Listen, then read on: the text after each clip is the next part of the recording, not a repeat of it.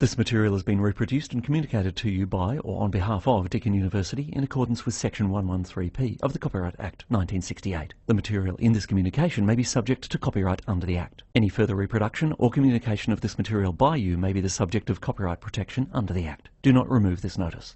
Let me know. Okay, cool. Yeah, cool. Just email me and I can get back to you with the details. Okay, cool. Thank you.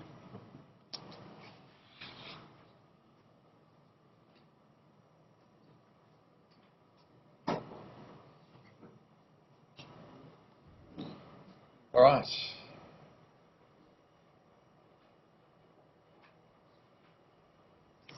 Thanks for coming, guys.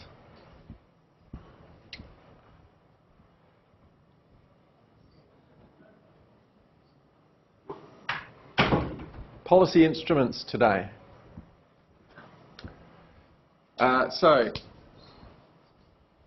Policy instruments are how we affect change, and this underpins Assessment Task 3.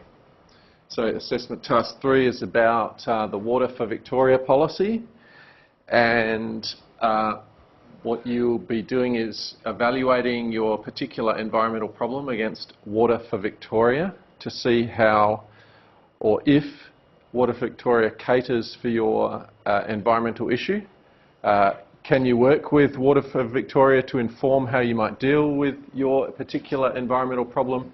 And what are the kinds of policy instruments that it suggests or that you can think of might be a good amendment to that policy in order to deal with your specific environmental problem? Assessment Task 2 is due at end of week, at least the first bit of it, which are the for and against videos. So you should have groups of 4, roughly. There are some groups of 3. One of those people is the rebutter, who does a 2-minute video that's due at the end of next week, week 9. And the others, if you're in a group of 4, so that's 3 of you, each do a 2-minute video covering different aspects of the for and against arguments for your stakeholder. They are due at end of week via perspectives. So, instruments. Market-based instruments I'll start with, and then we'll have a short break, and then I'll talk about regulation and then education. There is a heap of material that I'll cover today. Some of it will be covered fairly quickly because I just don't have the time to do it justice, really. So we're doing a sort of a helicopter view of policy instruments to give you an overview of the range of things that are out there rather than going in depth into one particular instrument or another. So I used to give guest lectures on just examples of analysing and designing and implementing just single instruments like regulation or reverse auctions. Can't do that here. It's a broad overview. But the good thing is that the notes, of course, are online, and you can go back, and there's lots of links and things that I won't go through in the lecture, but you can go through back over in your own time and click on some of them and read some of the detail that I may skim over a little bit. All right, so markets. Market-based instruments. It's a phrase you don't really come across in ordinary everyday life. It really means using prices and financial incentives to motivate pro-environmental behaviour. So government intervention is required in order to get people to do environmentally friendly things, to behave in a way that helps the environment rather than degrades it, and I'll understand why that is in the next slide. So the government creates incentive schemes and markets. So this is a deliberate, designed thing. It's not a natural sort of evolved thing like a commodity market or a market for gold or oil or something where there's a clear demand, a clear product. There are no markets very few markets that naturally evolve for environmental things. So the intervention is to encourage organisations to do environmentally appropriate things. It's different to laws, hi guys, it's different to laws and regulations, because under laws and regulations people comply because of the fear of not doing it, for being penalised or sanctioned. So market-based instruments are incentives. They're an economic tool to create or motivate people to do the right thing. There's lots of different approaches, which I'll cover today, currently being implemented and trialled the world over. So just before we get started, a little bit of theory underpinning this. This is from Environmental Economics 101, pretty much. So sustainability issues have largely arisen, and environmental degradation has largely arisen because of market failure. So markets don't work for environmental goods and services and other public goods and services like education, infrastructure, defence and all that kind of stuff.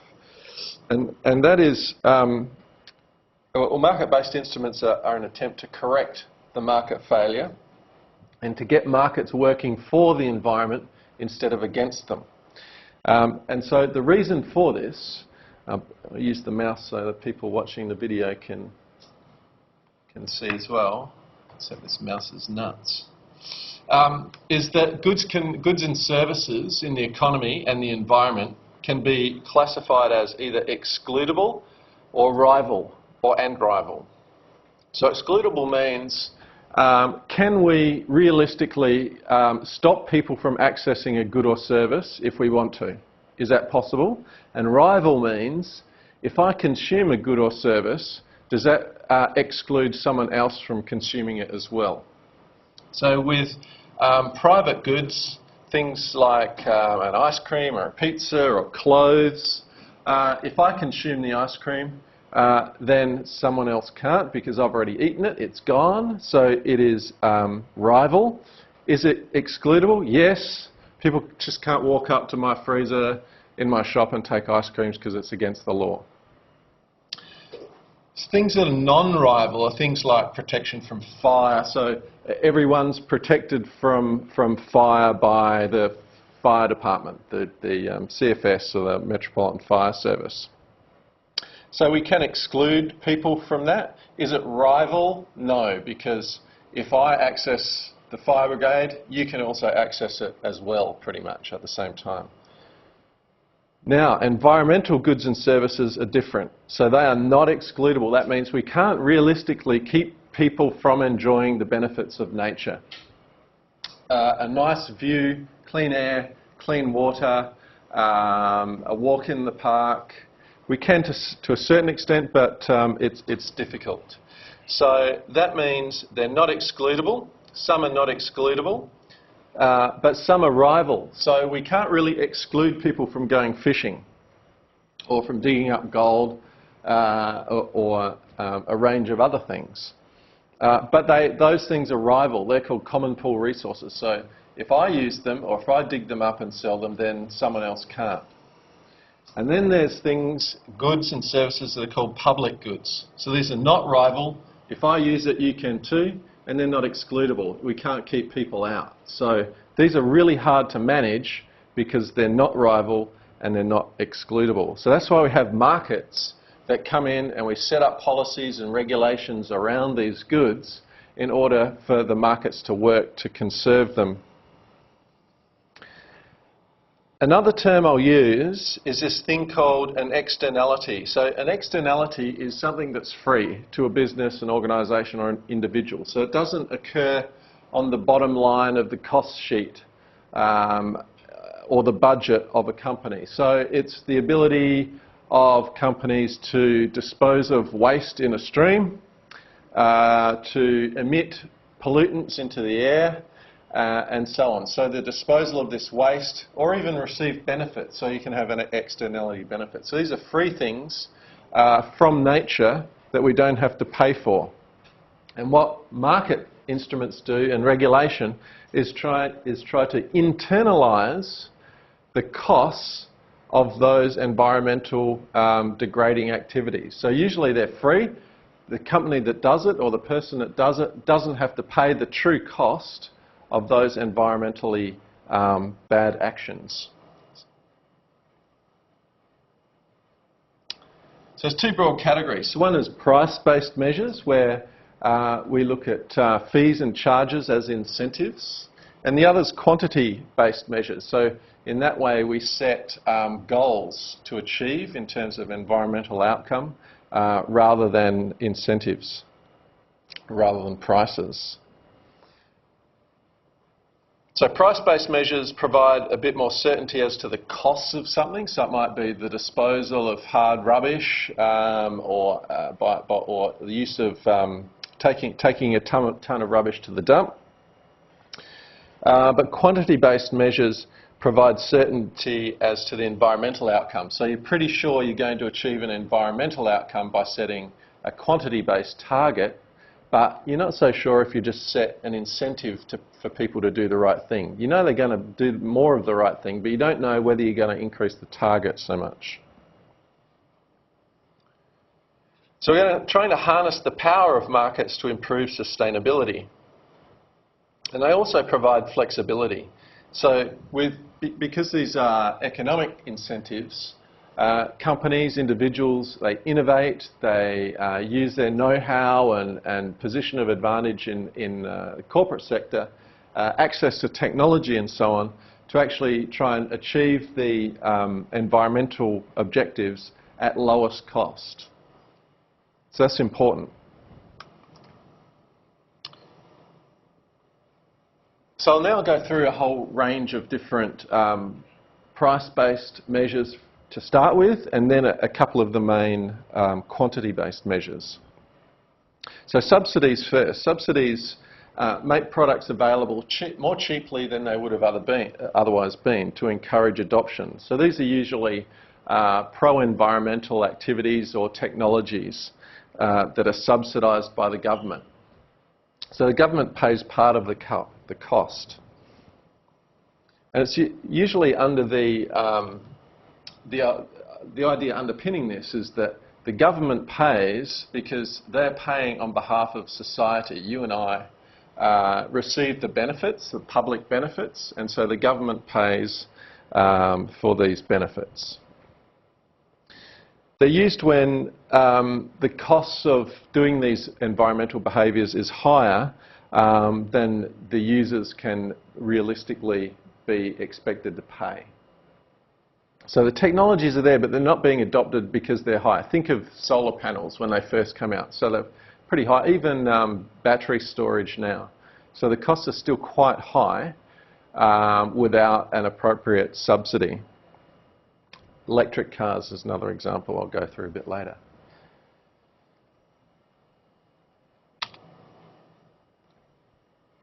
So, solar hot water systems, when they first came out, and there's probably still some subsidy associated with those, so around about $1,000 per system. When it was first implemented in 2002-03, there was a 30% increase per annum in adoption, uptake of solar panels. Same with rooftop solar voltaic. So this is for producing renewable power.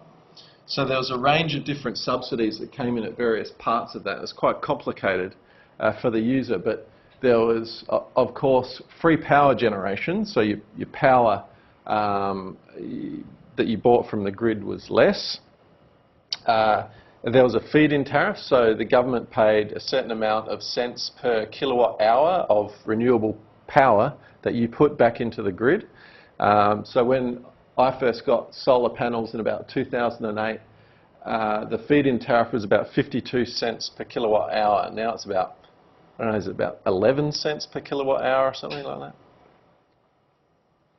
So we're on a good wicket at the time, but over time what happens is the subsidies are reduced. So as more people adopt the technology, the price tends to come down because there's more competition in the sector, and the government then needs to contribute less as a subsidy until it gets phased out altogether and it becomes a true market solution then where the actual cost benefit it makes sense for people and they just keep adopting the technology without the subsidy. And that's how policy is supposed to work, at least subsidies. So the solar quotes, originally with all the subsidies thrown in together, there was also some renewable energy certificates, was about $3,500 on a 5 kilowatt system, which was not too shabby. Government invested about $8 billion in feed-in tariffs and RECs, and yeah, as I mentioned, it's declined over time. But remember last week we went through those 4 or 5 principles of environmental policy, and one of them was equity. So this subsidy is really only available to those people who can afford to install solar panels on their roof, at least the non-government funded part of it. Electric vehicles is another one. So in Norway, we've got a high uptake, and that's because of subsidies, where the break-even price or distance travelled is around 10,000 kilometres. So the money you save on fuel makes it profitable after about $10,000. In Australia, because of the lack of subsidies, the break-even's about 40,000 kilometres. So there's been a much bigger lag in uptake. So buyers are happy to pay more for them, but they want financial incentives to do so. So there'll be a rapid transition when all of a sudden electric vehicles become more cost-effective, cheaper essentially, than internal combustion cars. And that won't be far away as technology evolves, there's more competition and so on. And we can see that now in the renewable sector more broadly, as renewable energy starts to become cheaper than coal. Nissan's itself is calling for incentives to increase the uptake. So there's some ideas there around subsidies, but also what else can we do for incentives? Charging stations, priority lanes for electric vehicles, and free parking.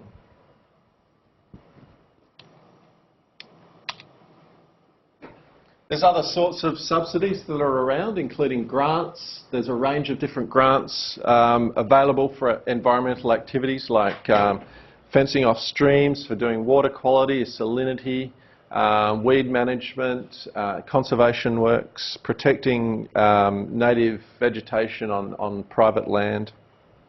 And there's a list there of grants that have been around for the last 20-odd years. Soft loans, so there's this idea that the government can provide low-interest loans, but there's also perverse outcomes here where we've got low-interest loans to companies like Adani to undertake coal mining, which would lead to adverse impacts for the environment.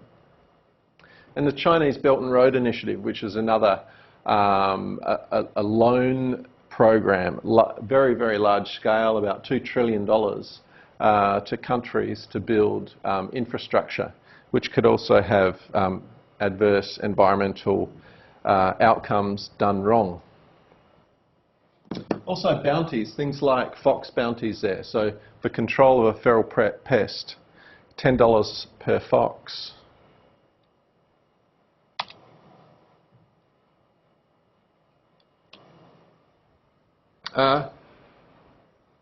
Worldwide, not so much here, payments for ecosystem services are massive. So ecosystem services are the benefits nature provides to people. And Bob Costanza, in 2011, in his updated valuation of the value of ecosystem services provided globally, is about $125 to $145 trillion a year. And so the idea is that we can quantify the value of the services that nature provides to people, and then in dollar terms, and then that can give us an idea of the scale of the payments required for people to provide these ecosystem services.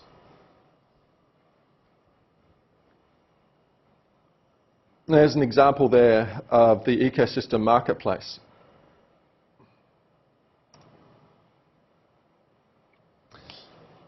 Auctions.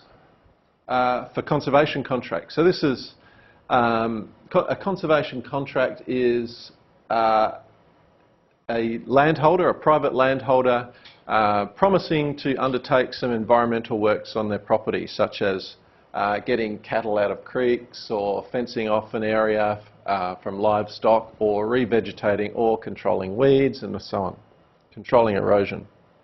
And it's called a reverse auction is because unlike eBay, where there's usually one seller and many buyers that compete to increase the price, there's one buyer and many sellers. So the buyer is the government. The government's got a lot of money, and it might be a catchment management authority, or it might be a water utility, but still the government.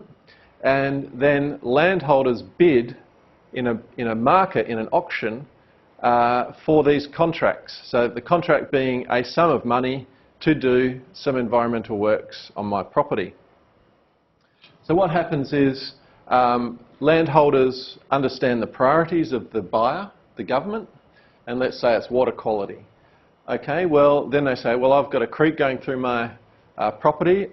I'll say I'm going to fence off 5 kilometres of creek and get my cattle out of there, improve the water quality, and I'm going to need 5 kilometres at $1,000 a kilometre, plus some labour, plus some other materials, plus diesel.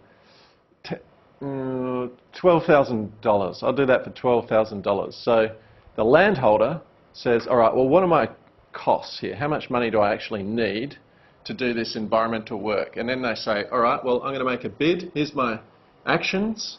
Here's my cost, the bid price.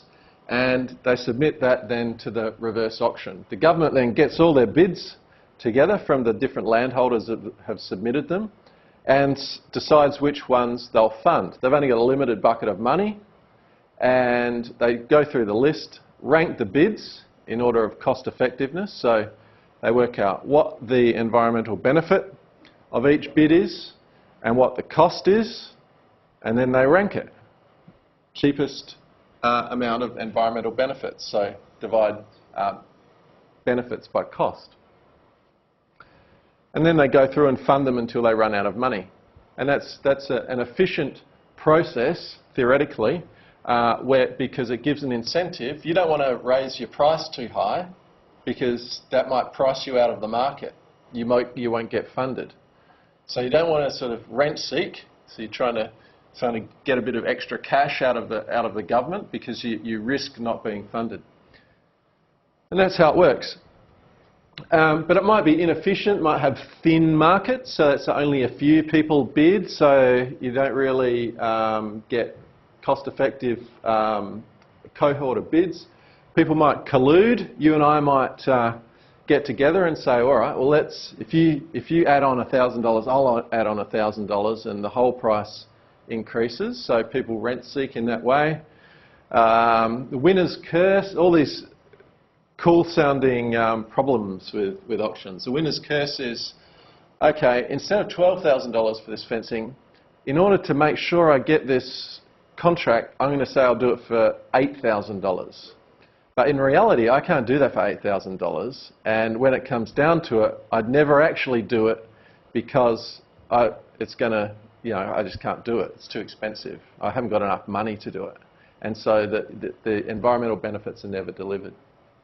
And if there's multiple rounds of an auction, people learn how much the government's prepared to pay, and they edge their bids higher. So these things aren't perfect, and they're very tricky, and people try and game the system whenever they can, usually. That's just a link to an auction we designed for a place in the Adelaide Hills in South Australia called the Onkaparinga Catchment. And we designed a system that went through all these stages. So we promoted the auction, assembled some information to quantify the environmental benefits of the bids. We then, once the bids were submitted, we went out and scored the environmental benefits visited the site, talked to the bidders, the landholders, developed a plan for what they could do. They submitted their bids with the actions and the costs, and then it went and we ranked the bids based on benefit and cost, and then selected the winners and drew up the contracts, and that's the general process. There's a full report there if you're interested in these things. What about tax concessions and tax deductions? So these are also widely used. Just some examples here of what tax deductions are available for pro-environmental behaviour. So that includes mining companies can deduct the cost of mine rehabilitation from their assessable income, and even if you're a landholder, there are tax breaks for doing environmental stuff.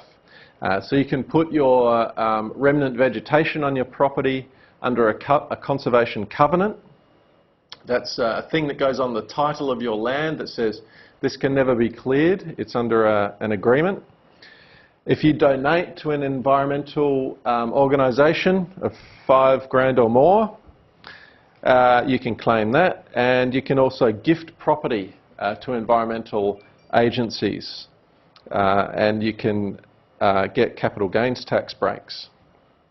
And there's also tax rebates. So if you do things like buy a rainwater tank, you can get a tax rebate, or join an environmental organisation like Trust for Nature or Land for Wildlife.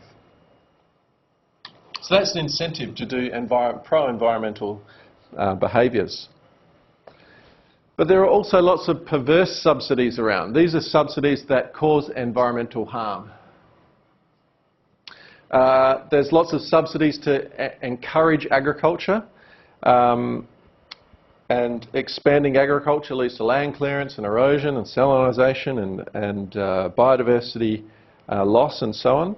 There's subsidies that support fossil fuels, and what's the problem with these is that they don't encourage efficiency. In fact, they encourage profligacy with resources. So that people are encouraged by these subsidies to exploit the environment. In Australia, after post-war, there was huge subsidies given. People were given land, blocks of land. Returning soldiers coming back from the war were given blocks of land on the proviso that they cleared the land and used it for agriculture. And so, where these perverse subsidies exist, removing them can be an effective policy response. So if you remove subsidies, that removes the incentives to do bad things, things that harm the environment. That's the easiest one to do. Drought policies. In Australia right now, we're going through, there's a pretty severe drought in all of New South Wales and parts of Victoria and Queensland.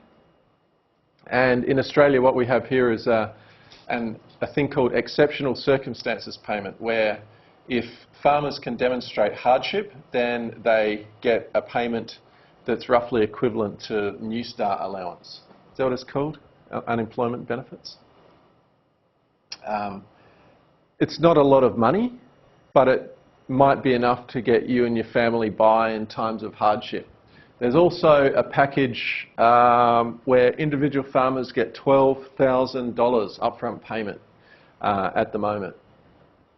Now, one of the arguments against this is that it encourages farmers to overstock, to manage more intensively than they would have otherwise, in order, if that safety net wasn't there, they wouldn't run as many stock, they wouldn't run the land down as much as they do, they wouldn't graze it as severely, and the land would be more resilient to droughts when they occur. Now, droughts have always occurred, but they're probably occurring more and likely to occur even more as climate changes further.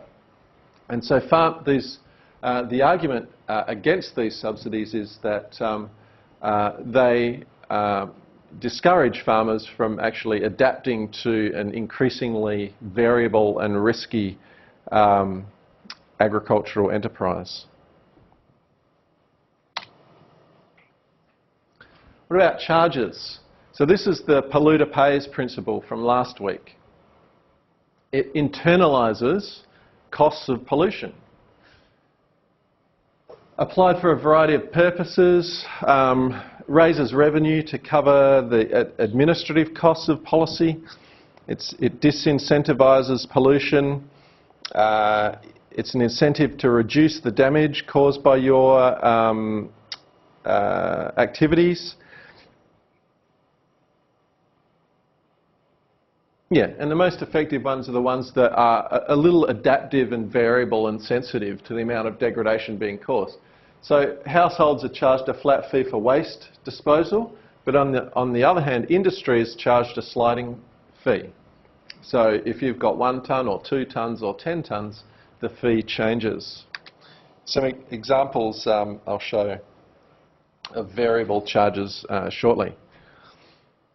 Product levies are additional costs levied on environmentally damaging products. So single-use shopping bags for one. So there's a nominal charge, what is it, 15 cents or 30 cents or something, for one of those Coles tough plastic bags. But damn it, I will not buy one. I just do not want to spend that 15 cents. Yeah? Imposing a cost on something that was free previously is a real disincentive because it really strikes at that innately human reaction to a new cost being imposed on us.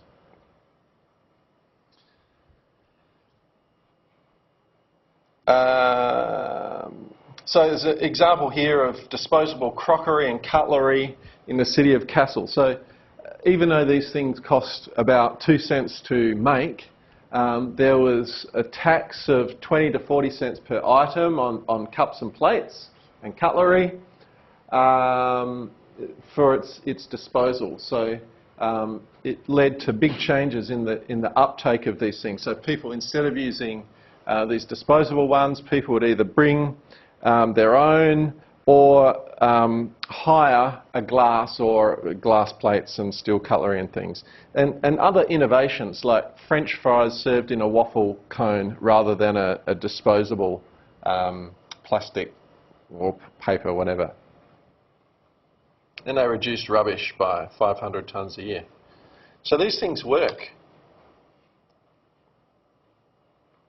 Environmental levies are generally just surcharges on your bills to raise funds for environmental projects. So there's one example here that I've got. Coffs Harbour Council increased rates by $44 a year, which raised about $1 million a year for environmental projects. And some of the other things here, some of the projects: bushland re-veg, environmental weed control, kangaroo control, and so on. SA Water, so the South Australian Water Corporation, had a Save the River Murray levy on everyone's water bill. So I think it's about $10 per quarter on your water bill. You would see Save the River Murray, and it was $10, and you didn't really mind so much in a bill that was, what, $300 or whatever. So it added a small cost to a large fee, a regular fee, and that raised quite a bit of money to fund environmental projects along the River Murray. It's now been abolished because they say it's achieved its purpose. The River Murray is saved, apparently. So an example of these sliding charges here is for water. So you'll see this on your water bill. The first 0 to 30 kilolitres is charged at $2.32. Then everything above that, $3.32, and above that again, $3.59. So the more you use, the higher the cost you pay per unit. And that's to discourage wastage and overuse, to encourage efficiency.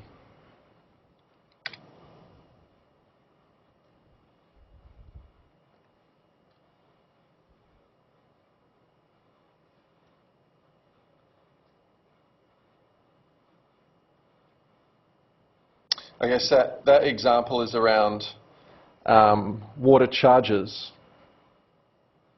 So the charges here of water delivered to your home versus the amount you pay for a bottle of water. And just raising the issue that we don't always respond to cost issues and to cost-based incentives, because we've got here $1.87 per kilo. Oh, that's sewage disposal. Where's the water cost? Water service per quarter. Water usage, $2.58 per kilolitre. Yet, how many thousand million bottles of water are bought each year at what price? So, how much is a bottle of water? Any ideas? How much? $2? $3? So $3? How much do you get for $3? What about half a litre of water? How much is that? $3? So what's that per litre? $6 per litre? $6,000 per kilolitre, right? Is that right? Is my maths right? $6,000 versus $2.58. I don't know, we're all nuts, I guess. And that's the conclusion of that slide. Why is it that we buy this? Melbourne's got great drinking water. If you lived in Adelaide, okay, maybe drink bottled water or get a filter.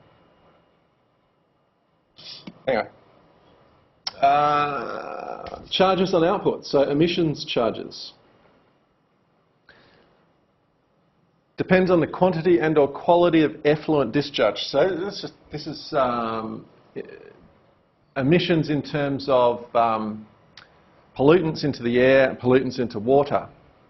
So emissions charges are an incentive for companies to reduce emissions and pollution. There's a charge for hire. Yeah, where they come in here is where the charge for higher emissions is greater than the cost of reducing those emissions. So where you can put in a technology that reduces emissions and that costs you less than the charge imposed on those emissions, then you'll be motivated to reduce them because it's cost effective. And that's where policy seeks to go, right? You need to get that sweet spot where your incentive and your policy motivates the desired behaviour of reduced environmental impact. So here in Australia we've had an emissions charge on carbon dioxide called a carbon tax under the Labor government. It's gone now. And there's an air quality surcharge placed on every litre of petrol sold for particulate, pollution and so on, to reduce and to make people think about being more efficient with resource use and emissions. Tends to meet resistance from business because they see it as a drain on business and a cost on business, and it works best when there's some technology that you can use or adopt to reduce emissions. And can be seen as regressive. So again, this principle of equity, these sorts of things tend to hit the poor harder than the rich. So there's equity issues.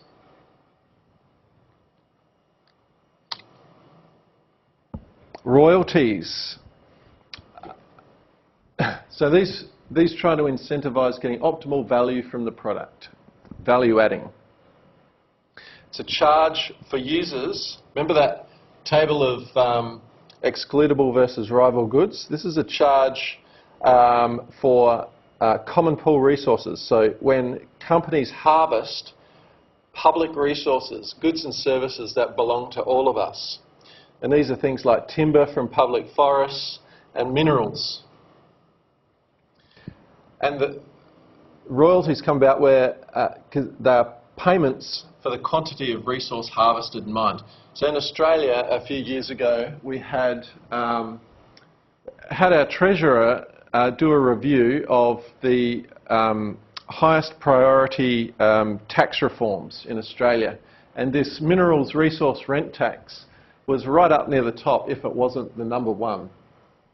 And it was a tax on what they called the super profits of government, of mining companies, sorry. So it was 30% levy on the super profits of the mining and iron ore and coal industry in Australia. Super profits was defined as when their profits exceeded $75 million in a year. There was positive community attitudes about it, so most most people think that mining companies and big companies don't pay enough tax, so they put this minerals resource rent tax on them. Most Australian-based miners are owned overseas, and most of the profits go out of the country, and they're harvesting Australia's common pool public resources. The tax earned almost no revenue because at the time China was in a bit of a slowdown, demand had fallen, and so there was almost no, it was about 400 million I think, derived from this tax. Yet there was such an effective pushback from the mining industry, which launched full-page ads in the Australian newspaper, TV ads and a whole range of other media to push back against this minerals resource rent tax. And that ended Kevin Rudd's prime ministership.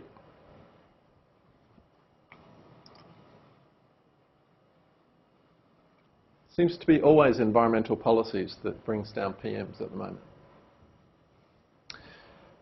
Deposit refund system. So this is under active discussion in Victoria. Should we have a refund on drink containers? So South Australia's had one for about 35 years or something, or more, maybe 40. I remember it was a good source of pocket money when I was younger to pick up drink containers and take them to the recycler because you would get cash back. So it's where users pay a levy on a drink, and you can recoup that levy when you take the container back to the recycling depot. So it encourages recycling.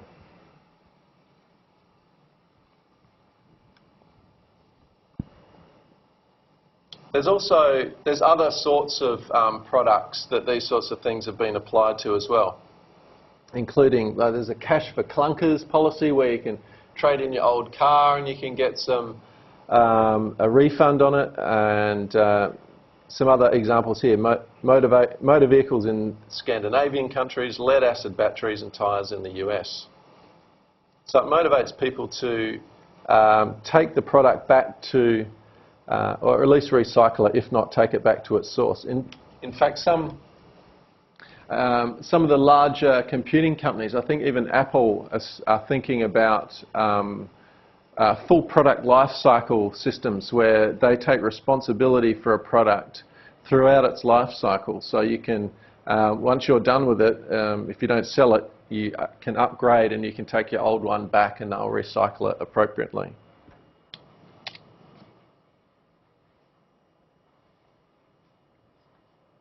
Buyback schemes. So this is a similar example where the New South Wales scheme to recycle old fridges. So lots of people had a second fridge in their garage or in their spare room or whatever that didn't tend to be used a lot, but they just kept it running just in case, or they just kept a few drinks in there or whatever.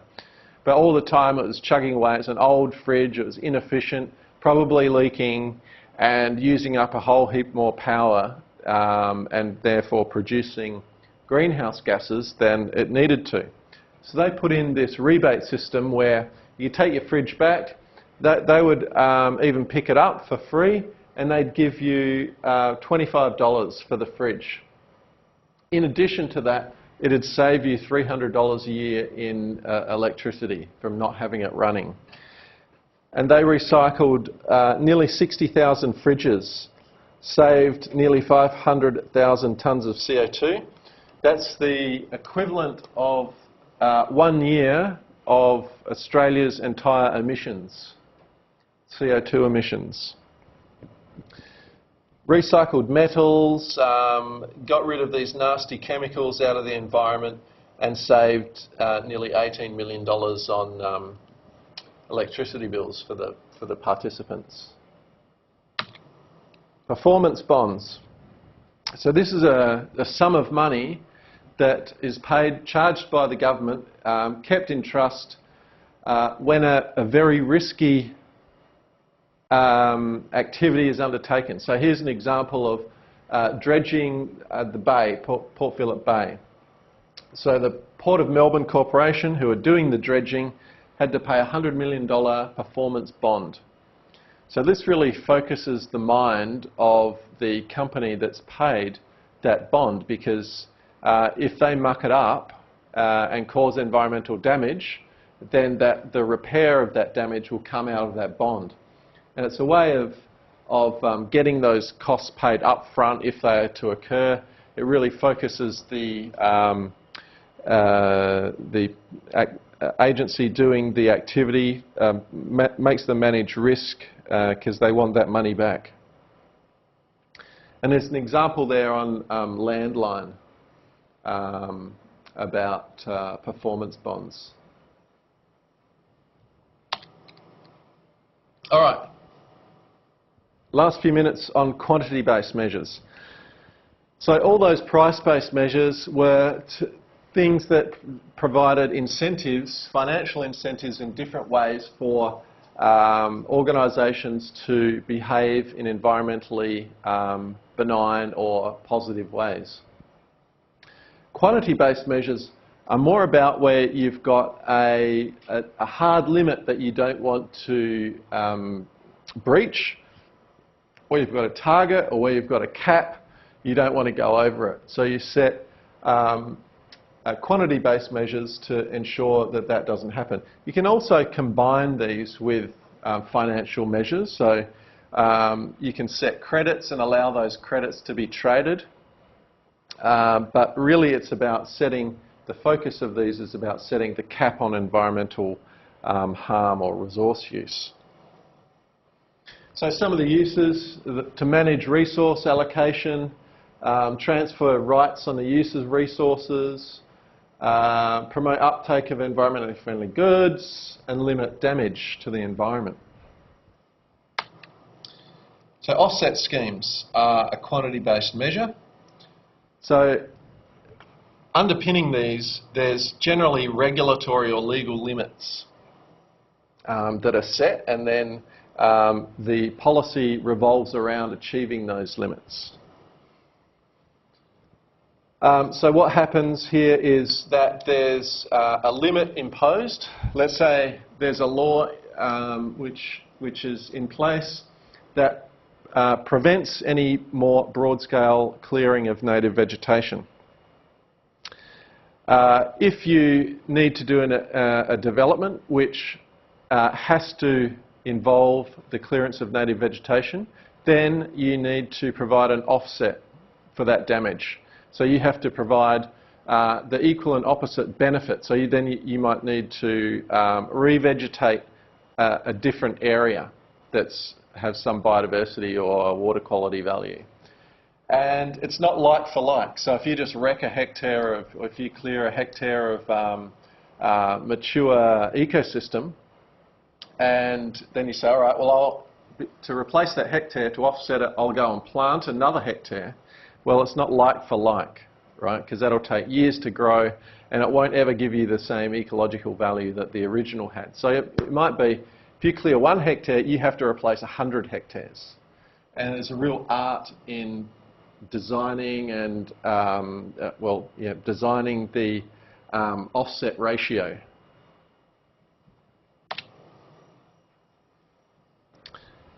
The Emissions Reduction Fund is an offset fund, so Australian landholders could gain Australian carbon credit units for doing things on their land that stored carbon, either in the soil or in vegetation.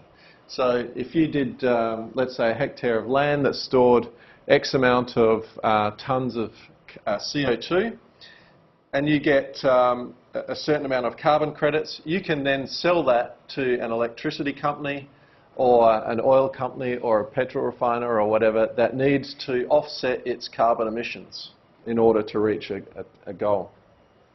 In this case, it was the government buying the carbon credit units, but it could have been any individual or company.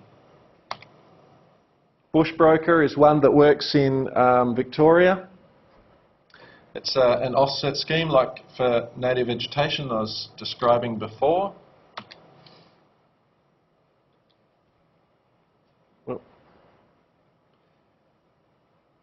And then there's cap and trade. We can watch that in a few minutes. So cap and trade is also very similar.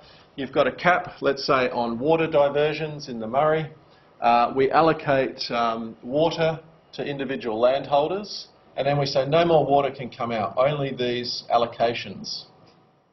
Now farmers can get together in a market, and there are online markets, to trade that water. So let's say a water user or irrigator in the Murrumbidgee had a wet year, they don't need as much water, they can trade it down to South Australia to where they've had a drier year. So there's cap, you can't extract any more water, but you can trade your allocations, and that's the water trading system that currently operates in the Murray-Darling Basin. And there it is there, a bit more detail. So some advantages of economic instruments is that they're flexible. As I mentioned, they enable innovation for organisations and corporations and individuals to meet environmental goals and objectives at the minimum cost. So it allows for innovation. They might be cheaper to administer than regulations and regulatory measures, because you need less information. You don't know, so for regulatory measures that have much higher information demands. They encourage continual improvement, and they're a way of implementing those principles that underpin environmental policy that we talked about last week, including the polluter pays principle. But we also need to watch out for the equity issues. Some of the disadvantages is that we don't have much control over what people do. So we might set a price on something, or set an offset ratio, or set a benefit unit in an auction. Yeah, we don't really know how people are going to respond and how much environmental benefit we're going to get. So it's a bit unsure. Tax incentives aren't effective when people don't pay much tax. There's inequities. And they're not suitable for all environmental problems. So where there's very severe problems, such as toxic pollution, then you can't rely on incentives to do the job. You need to put in regulation with severe penalties. Yeah, and these are generally games. So anywhere where there's money involved, people will game them. And you need to be really, really careful in the design, how you design each aspect of the instrument in order to preempt and be one step ahead of all those people that are going to game it for their own advantage. Almost always, it's a mix of instruments. I'll talk about regulation and education after the break. But the point is that although we can put in these market-based instruments, very often we'll need regulation, we'll need education and information as well to support them. So we use all three at once. All right. Great. Let's have a 5-minute break, and then we'll come back and talk about education and regulation.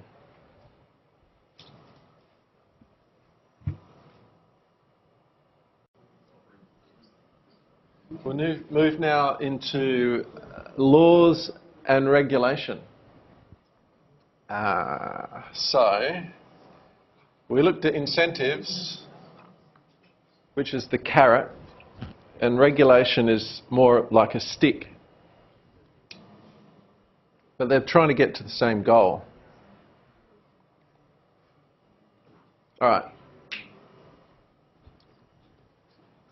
I think I've gone through that. So government can only achieve only so much by their own activities, and they need to influence others. So regulation is one way that they can achieve that influence. Institutional measures. Now, institutions are just rules. They're ways of operating in government and policy. They're not buildings or agencies or anything, they're just rules. So institutional measures just means sort of policy measures. Aimed at directing and influencing environmental performance of polluters or resource users. So that the instruments include regulatory processes or products. So they can regulate the way agencies do things or the products that they use in doing it. They can restrict activities and they can set standards.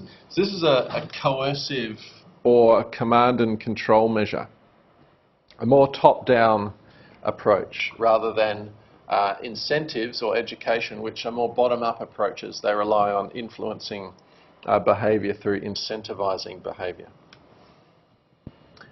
They allow little choice, so they're not very flexible. So it's either comply, do as the regulation or law says, or be penalised, be sanctioned. There's no freedom to innovate, and there's no freedom to try and find low-cost solutions. So very restrictive of behaviour, and they require enforcement. So in order to implement a rule or a target or a law, it's toothless unless there's some sort of penalty.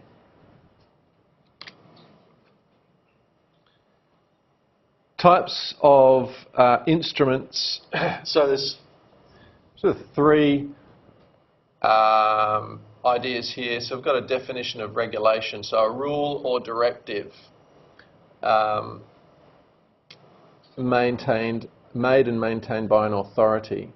So as we heard John talk about in week 6, a regulation's different to a law. So a regulation's made by an authoritative agency, whereas a law is set in legislation. It's more hard and fast and difficult to change. So it involves laws and courts, prohibitions on inputs and outputs, things like permits, licences and restraints. So there's either the need for a licence, they can regulate the size of the harvest, the size of individual harvests, limiting the level of an activity, restraints on activity, so that's the type of things you can do, or implement things like zoning and controls on activities. And standards look at different operating standards, pollutant standards, or technology standards. So there's various aspects of laws and regulation. So laws to start with, I should do slideshow, shouldn't I? There we go. Laws to start with. So there's common or private law. Now, this is not my forte, so if there's any law students in the room, stand up and tell us what it's all about, because my very inept way of describing it is this is to do with courts. So the courts can provide resource to protect the environment. So you can actually take agencies and polluters, for example, to court and contend that they are breaking the law. But this deals with past events, so established laws that already restrict things like public nuisance, public negligence. There's the public or statute law, which is laws passed by Parliament. So this is laws that are being legislated and put into law all the time. And these tend to be more general and more forward-looking. And then there's more administration or regulation. So these are prohibitions and licenses, directions and orders, requirements for auditing, reporting and compliance, and indirect controls like consumer protection. So, and the penalty down below is if you breach these regulations, that invokes criminal law. So you can be fined or jailed even. And here's one of the key laws in Australian environment. It's called the Environmental Protection and Biodiversity Conservation Act 1999, which that's our national environmental law, makes it an offence for any person to take an action that is likely to have a significant impact on matters protected by the Act, and these are threatened species and threatened ecosystems. So we'll talk a bit more now about individual regulatory instruments. So firstly, prohibitions on inputs and outputs. So this is a limit to the production, import, export and use of damaging products. They're generally phased out when these things are implemented and leading to a ban. There can be a certification of pedigree, like organic. There's quotas on the use of them, or tariffs on the goods. So when there's serious consequences, these things come into play. So an example here, this is atmospheric ozone over Antarctica from 2002 to 2017. And the underpinning science here was that CFCs, chlorofluorocarbons, emitted through industrial processes were damaging the ozone layer, leading to a greater blue area. So that resulted in the Montreal Protocol and eventually a ban on CFCs. There's also bans on other organochlorines. This is DDT, diphenyl trichloroethane. And I think 2,4,5-T is, anyone know what that is? Agent Orange. So there's bans on these substances. So that was used in the Vietnam War as a defoliant so that they could reduce the hiding areas of Vietnamese soldiers. So they defoliated large areas of vegetation. Also led to lots of health issues in the Vietnamese and American military. But making something illegal doesn't mean that it will disappear. So CFCs are making a comeback, I've heard, through some unknown sources in global industry. This is just an example of DDT, which is a banned chemical. So it's first registered as an insecticide, and there's this sort of stuff was coming out. So they'd spray it around. It would, mean that fruit was bigger and tastier, as it didn't have the same diseases and insect attacks. Agriculture was way better. They'd spray it on planes, crop dust it, but it led to health issues, and also, if anyone's a fan of that sort of early environmental literature, that's what Silent Spring was about, one of the original environmental awareness, some of the early awareness literature, that things in the environment were connected, because there was all of a sudden this large-scale use of DDT, and then insects disappeared, which then cascaded through the ecosystem and nearly made the bald eagle and other birds of prey extinct in the US. So that's been banned. Permits, licenses and restraints. So this is, we've got this example here that goes through our different instruments of duck hunting, waterfowl hunting in Victoria. So permits, licenses and restraints control how activities are carried out. So in order to engage in the activity, you need a permit or a license. So it allows the activity, but reduces its impact. So there's licences issued for people to hunt game in Australia. In Victoria, there's 230 state game reserves. The funds from the licensing to hunt waterfowl is used to purchase wetlands, manage the reserves for research and policy development. And it also limits the impact on the environment.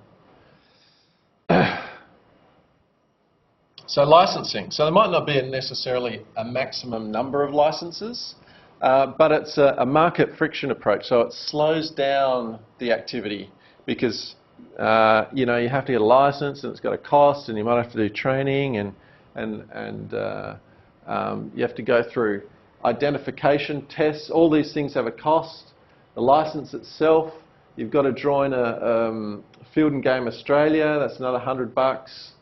You've got to make sure your firearms are licensed, and you've got to do firearm training. So these are barriers to engaging in this environmentally damaging activity. But once you do that, and you've done all that, when you do engage in the activity, you do it in a much more environmentally benign way. So you're not blasting rare water birds out of the sky because you know which ones they are.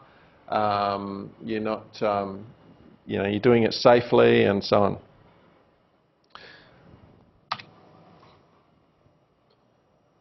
There's a limit to the size of each harvest. So this is, you know, one way of imposing sort of limits and restraints.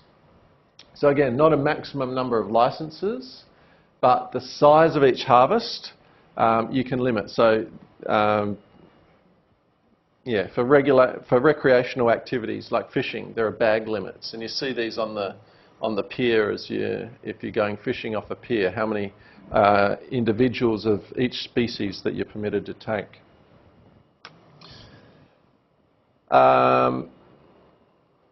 So these are often adaptive depending on the state of the resource. Okay, so and they change. So each year the field and game people will understand the resource. They'll do their research. So when it's a good year, it's been wet, there's loads of wetlands around, populations are up, then the bag limits will be higher.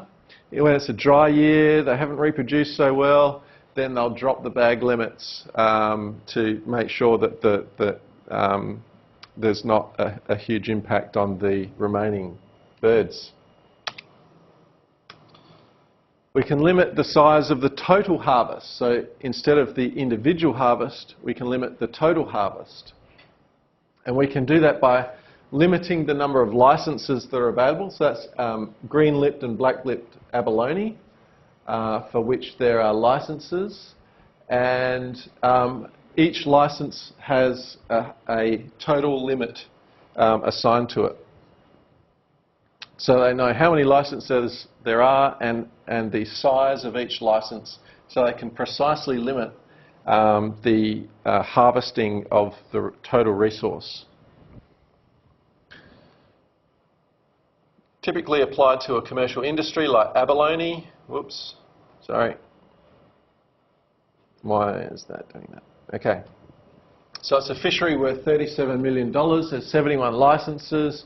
It's zoned because these are all different, and we have different amounts of species, each species able to be taken from each zone.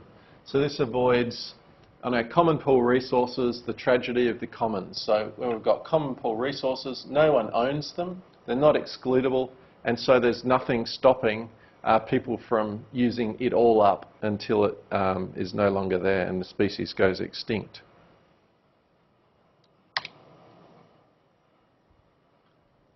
We can limit the level of an activity. So there's a limit set on the amount of emissions allowed under licence. So this is particularly effective where we've got point source pollution, so from individual chimney stacks or individual waterways. I've linked there the National Pollutant Inventory. So the NPI lists by law each company that emits certain regulated pollutants. And anyone can go on there and see what every registered corporation or agency is polluting. So you can go in there and search for specific industry or agency. And this is about the public's right to know.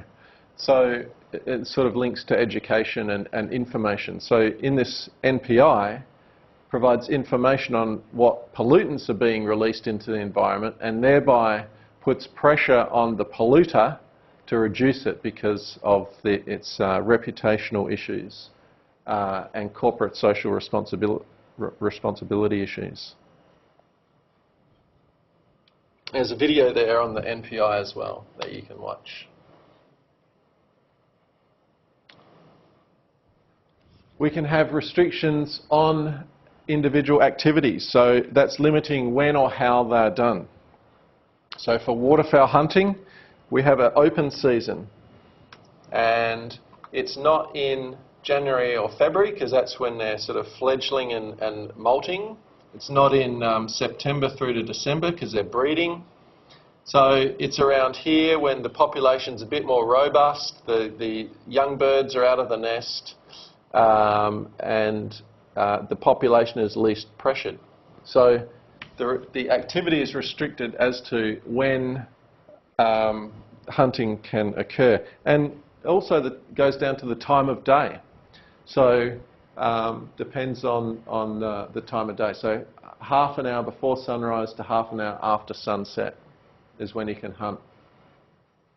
There's a bag limit as well. So all of a sudden we're starting to see that the managing of the common pool resource, waterfowls, is done by a number of different regulatory instruments combined. Zoning and controls. So regulations can control what activities can occur on a piece of land. So this is about land use, zoning and land use regulation. So we've got parks and reserves, national parks or conservation parks. There's strict rules about what you can and can't do on that land. Local councils and state governments also have land use planning and land use zoning regulations. So these are, in cities as well, we have zoning and planning where some things you can and can't do on particular pieces of land. So you can't build a power station in a residential suburb, for example, or a car making plant which has impacts on water and air and noise and things where people live. So these zoning rules try and keep distinct those sorts of incompatible land use types.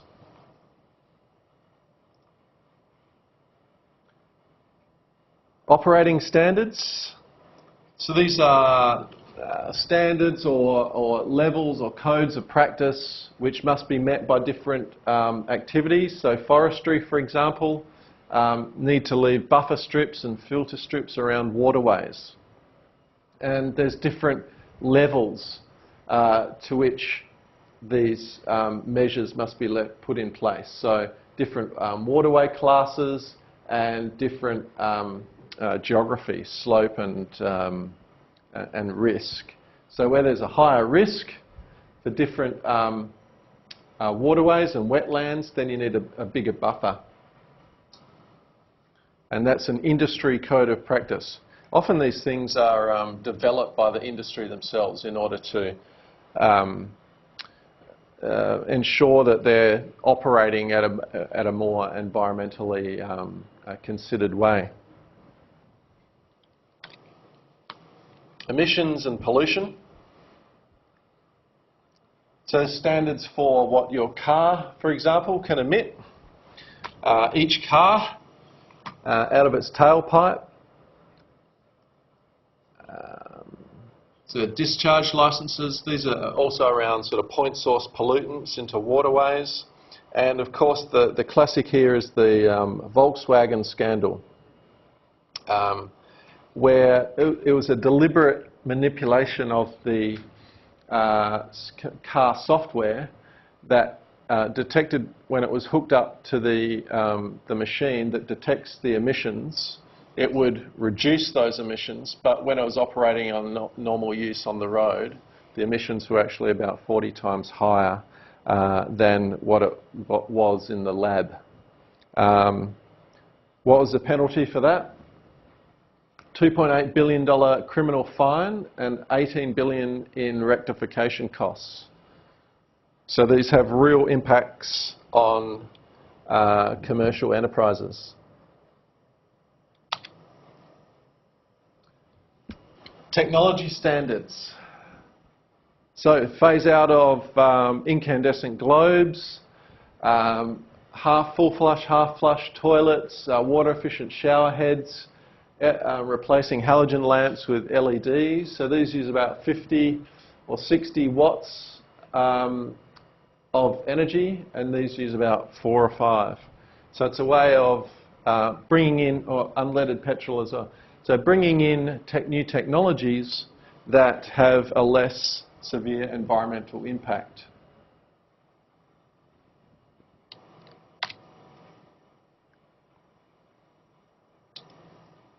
So regulations need to be enforced. Duck hunters, for example, can be fined up to $2,500.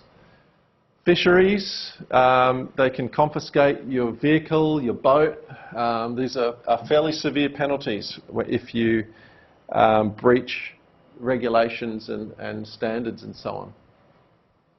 But there must be people out there monitoring. Here's fisheries in New South Wales, looking at this guy's catch.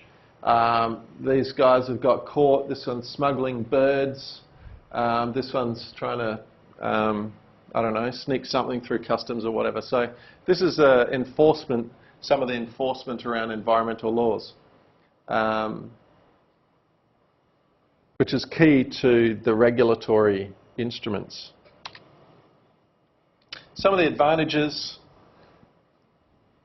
and limitations is that they provide direct control. So we can actually set the environmental objective that we want to get to. So, for example, a cap on water diversions in the Murray-Darling Basin Plan of 2,850 gigalitres. We can set regulations on car exhausts and so on. And we can achieve that by regulatory and legal instruments. So it provides direct control and more certainty that environmental goals will be met. But it's often called a blunt instrument, with incentives being a bit sharper. So blunt means, in this case, that it's applied across the board. So there's no scope for innovation or cost minimisation to achieve an environmental outcome. It doesn't reward innovation or efficiency. And they're criticised as being inefficient. So environmental goals are not met at a minimum cost. They can be expensive, especially when you've got to pay people to enforce regulation, and if they're not enforced, they're often not very effective. So some of the limits is that people can often be reluctant to comply. People don't like government intervening in their lives. They don't like having to follow rules. And that extends to companies as well as individuals. And the incentive is to try and get around it. So to try and bypass the rules, like Volkswagen tried to. It encourages mediocrity. So if there's a standard set, then the incentive is, well, we need to meet that standard, but we don't need to go further. Once we've met the standard, we're done. We can just keep there. So we're, it's not. It limits the environmental ambition. There's an incentive to take risk with compliance. Yeah, lacks flexibility, which I've mentioned, and has a use-by date. So technology standards can become out of control, out of date, sorry. You know, when we're talking about technology, things move on within the space of a few years. So the regulation has to keep up with the technology. And like I said, a combination of instruments is often most effective. So for waterfowl, I'll talk about education in a minute, but the education components were the ID test. You need to be able to identify waterfowl. You need to be able to count. And there's education around wetland conservation and rehabilitation and so on.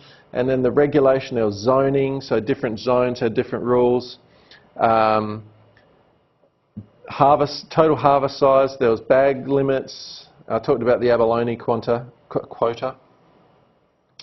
There's restraints on activity, so you can only shoot water birds during the open season. And technological standards. So they also brought in no lead shot, which I haven't mentioned. But and the market-based approaches was that there was a market friction approach. So all these costs of a few $100s here and a few $100s there were barriers to engaging in the activity. So it slowed people down. Any questions on regulation?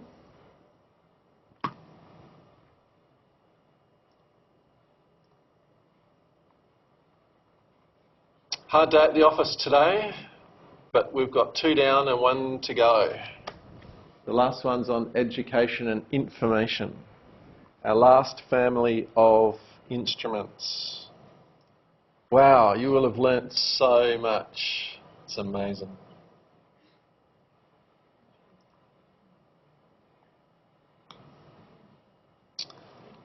All right, home stretch.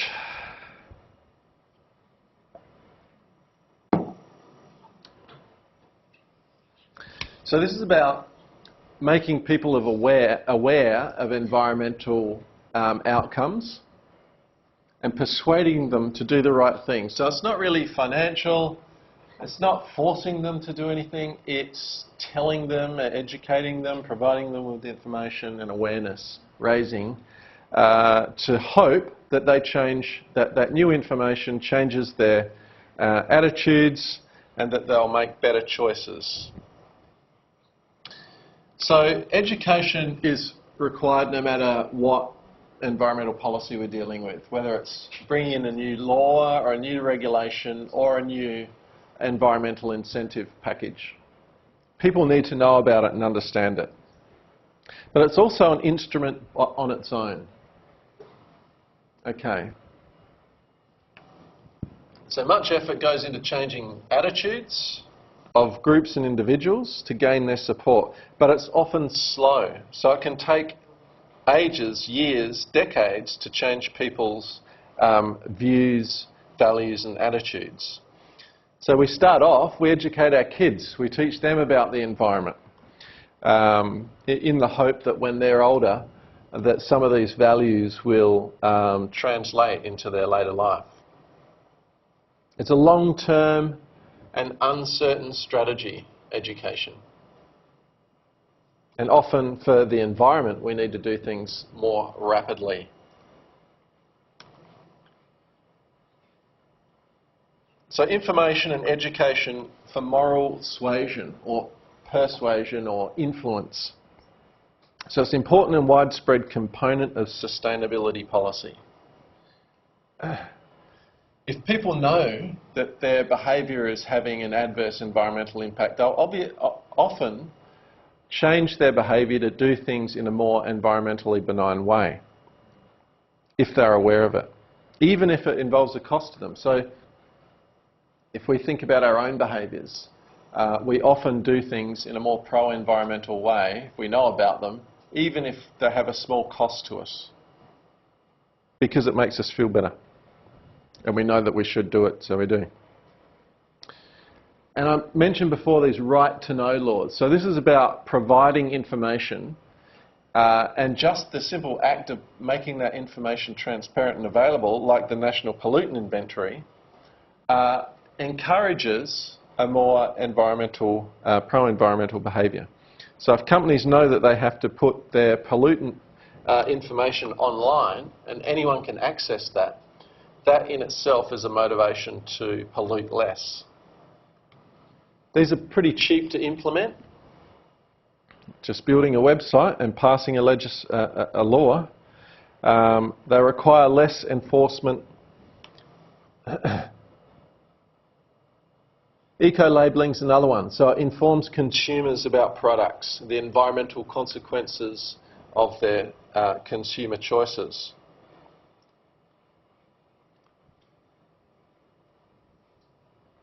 Environmental awards and certification. So just by having things like and the Environmentalist of the Year, like there used to be a South Australian Environmentalist of the Year. There's all sorts of different awards for environmental science and environmental research. There's awards for community groups that have done environmental sustainability and so on. So this is a messaging about the values of society towards these sorts of things, and that encourages people to take up these activities. It encourages corporate social responsibility. So this is the reputation of companies towards the environment. So consumers will often choose between products of different companies, and that choice can often be influenced by their perception of their environmental performance and reputation. So companies value their corporate social responsibility, their environmental reputation. Voluntary and partnership programs. So just by joining environmental activities, people learn and they can apply these values to other situations. So Clean Up Australia Day is this annual day where people join in your local Clean Up Australia activities. So pick up rubbish out of Gardeners Creek, for example, is one of them. And that both cleans up the creek, but it also engages people with the environment. It educates them about different, pollution and rubbish and processes and what it does to creeks and wildlife and plants and the environment. So Clean Up Australia is held in March each year, encourages local activities. There's a range of others. These are all examples of environmental education programs. So anyone recognise any of those? War on Waste, that's a recent one. It's been on the ABC lately, so a series on waste reduction. Who's got kids? Anyone got little kids? What's Bob the Builder's motto? This will test you. A while ago, anyone know? Yeah, it's reduce, reuse, recycle. So that's like a way of getting it ingrained in kids so that they. Sure, he can fix stuff. I'm not saying that you're wrong, but anyway, save water, target 155. Anyone know what that was? Yep, that's right. So at the height of the drought, the millennium drought, so in the late 2000s, people in Melbourne, there was a water shortage in Melbourne, and people were encouraged to limit their individual water use to 155 litres per day. It was around, what was it, about 250, I reckon, before that. And it went down to below 155. But then it rained and there was plenty of water. But people's water use didn't bounce back to 250. It bounced back to about 160. So what happened was that the education campaign changed a social norm of water use. So people became naturally more conscious about water efficiency. They put in technological changes, behavioural changes, and so on. And it's still around 160 litres. There's an energy rating system there on electronic goods and please don't litter and etc. Where are we going for time? 15 minutes. Okay. So changing attitudes doesn't necessarily change behaviour. So when they're bringing in unleaded petrol, loads of high proportion of the British population said they were willing to pay a bit more, but when it actually came out, there's only a 2% uptake. Sometimes inconvenience and costs influence our decision. And there's lots of examples when my own environmental behaviour and my attitude is uncorrelated. Car usage versus public transport, for example. So it's so easy to use your car versus take the bus or train. Pesticide use versus nice looking vegetables. So, you know, it's nice to get those nice big red apples from Woolworths instead of the smaller, crappy looking ones that are organic or whatever.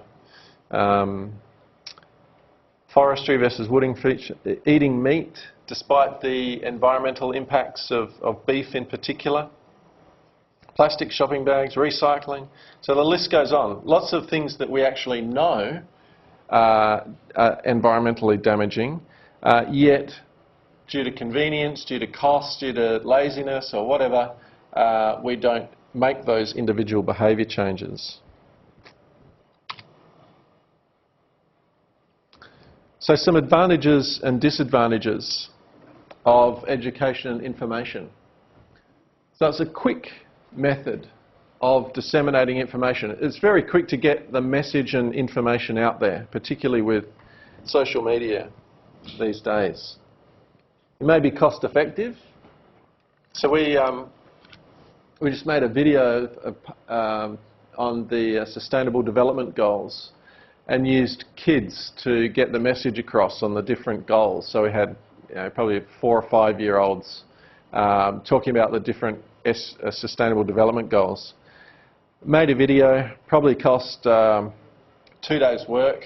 Kids were free, and that's been seen by about 200,000 people now. So in a week.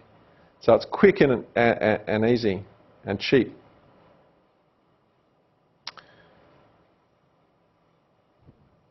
And it can be used to increase compliance with other policies. So like I mentioned before with the waterbird example, informing people about, for example, bird species identification, complements that licensing and regulation approaches. The disadvantage is that it might be less effective than, say, regulatory approaches. So if there was nuclear material being released from a power station, a nuclear power station, for example, you wouldn't rely on education to manage that issue. It's much more a job of regulation and enforcement because of the seriousness of the outcomes, the risk, the consequence of the outcomes for the environment and for health. It can cause fatigue and desensitisation. So people can get message fatigue from hearing about looming environmental catastrophes all the time. Happens in, it's a well-recognised phenomenon, and they become desensitised to it. So it needs to be used sparingly. And when to use public education is that when the problem results from a lack of information or misinformation. So people just don't know about their environmental impacts. It may be complex or new science, new understandings. We use it when we can reach the target audiences easily, when the policy benefits are poorly understood, when we don't really know what policy to implement or that it's difficult or unclear. So the first thing we could do is information and education to see how that works. If it's not gone far enough, the impacts aren't good enough, then we can bring in something stronger. It's often a first instrument that you would use just to see the response of the public, and it's a light-handed approach.